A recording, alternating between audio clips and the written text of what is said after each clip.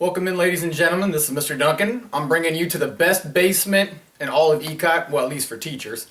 So, always got the nice image of Oregon in the background, and I know you Ohio State fans don't talk to me about them losing in the national championship game. Anyways, now let's get to our math. So, trying to understand angles when angles are created by two lines that cross. This is something that I'm not sure if a lot of students can visually see in the classroom. So what I'm going to do is take a piece of paper. You can use the ruler if you want. Don't have to. Some scissors, and then I'm just going to use a marker. So what I'm going to do is I'm going to use the marker to create straight lines. It doesn't matter how you do it, but I need to create two lines that cross. So I'm going to do a line going here and then here. So it just looks like an X. Now there is a fact. When you have two lines that cross, there are going to be two sets. So think of socks. Two socks together make a set or a pair. There are going to be two pairs of angles that match. So technically, if you had to think of angle measurements, you're only going to see two different numbers, and two of them are going to repeat. So we're going to explore. So I'm going to label this 1, 2, 3, and 4. You can choose whatever numbers you want, but they all need to be different. So I'm going to do that here. 1, 2, 3, and 4.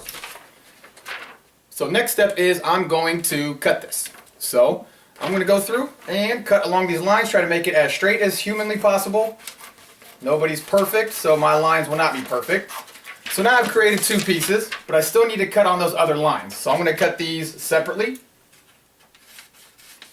Bam. And bam. Well, now bam. So what I've created is I took this and I separated it. I can't find, you can see the missing angle on top. Now what I want you to think of, angles are these corners where these lines meet, and that creates the angle. So you want to take a look at your paper, if you do this, which angles look like they have the exact same match. So I'm not saying the pieces of paper have to match, but I'm saying the angles. So I'm going to take angle 4 and angle 2, try to put my puzzle back together, and it looks like they might match, but I'm going to put them on top of each other, kind of flip it, and I can see that if I turn my paper a little bit, I can get them to match.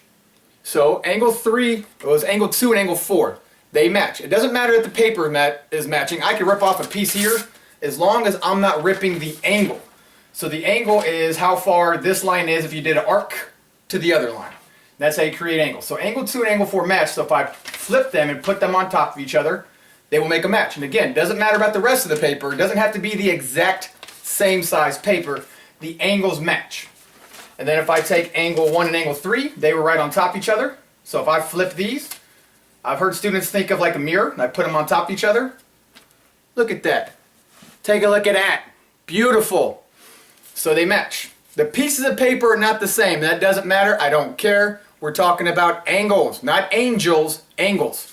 So these angles match to perfection. So I guess I was pretty perfect on my paper cutting skills.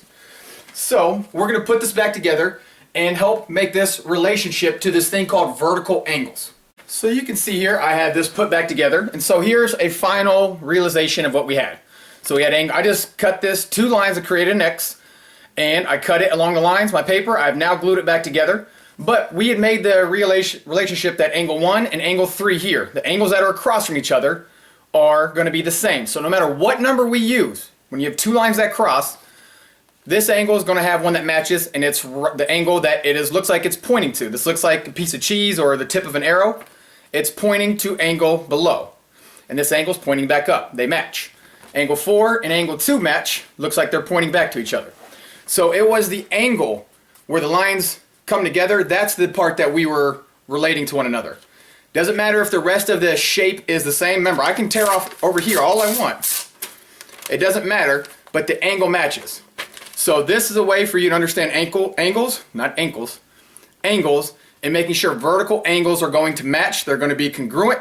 So when two lines cross, there's always going to be a set of matching angles. The vertical angles will match. So you have two pairs.